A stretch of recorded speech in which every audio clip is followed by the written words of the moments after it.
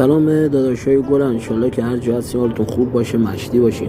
امروز اومدیم با یک کلیپ بسیار کاربردی مفید که خیلی از اشبازا استفاده نمیکنن و حتی نمیدونن که چه کارایی داره این گیاه فلوس، که من اول کلیپم از سالم بودن گیاه فلوس هم گذاشتم، به خاطر اینکه بعضی از شهرها اسمای مختلفی صدا میکنن و من اینجا داخل فیلم خورد شده پود شدهشو گذاشتم، چون داخل دستگاه خوردش کردم و آخرم قاطی با دونهایی که میکنم من مثل همیشه از گندم استفاده میکنم داخل کلیپام که دیگه سوال نپرسن.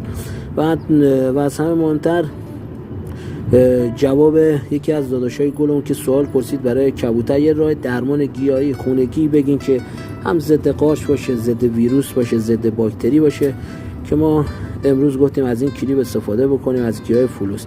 حالا میخوام خاصیتشو به شما بگم. گیاه فلوس برای عفونت‌ها، تقویت هضم، بهبود عملکرد قلب، برای رفع مشکلات گوارشی، حتی برای پرنده‌هایی که اشتهاشون از دست دادن خیلی عالیه.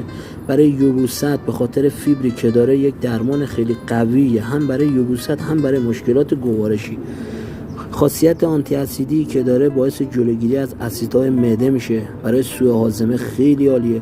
به خاطر آنتی اکسیدان هایی که داره برای بهبود سیستم ایمنی بدن و مبارزه با میکروب ها و محافظت از بدن در برابر عفونت های مختلف بسیار مهمه و مفید. و به دلیل داشتن خواص قوی که داره، هم ضد ویروس، هم ضد باکتریه و هم ضد قارچه. حتی جلوگیری از بیماریایی مثل سرماخوردگی، گلو درد، خسخس، چسبندگی گلو، تنفسی واقعا عالیه. برای آرامش ذهنی، حتی سیستم قلبی رو آروم میکنه.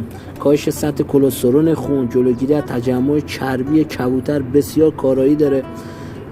برای لخته شدن خون خیلی عالیه، چون جلوگیری میکنه. برای کاهش ضعف کبوتر، خستگی، حتی برای بهبود نشاط بدن و خوش شدن مایع در روده بزرگ جلوگیری میکنه، که مشکلاتش هم گفتم برای تنفسی، سرماخوردگی، گلو درد، آنفولانزا واقعا عالیه. شما میتونید گیاه فلوس رو تهیه بکنید از عطاریا، قیمتی هم نداره. داخل دستگاه خوردش میکنین، پودرش میکنین، یه قاشق چای خوری داخل دونی که داری حتما دونتون رو بشورین، آبش بره نمدار بشه، داخل اون دون قاطی میکنین، میذارین جلوی کبوتراتون. انشالله که این کلیپ هم مورد پسند تمام اشبازای عزیز شده باشه. کوچیک همتون حمزه براینی.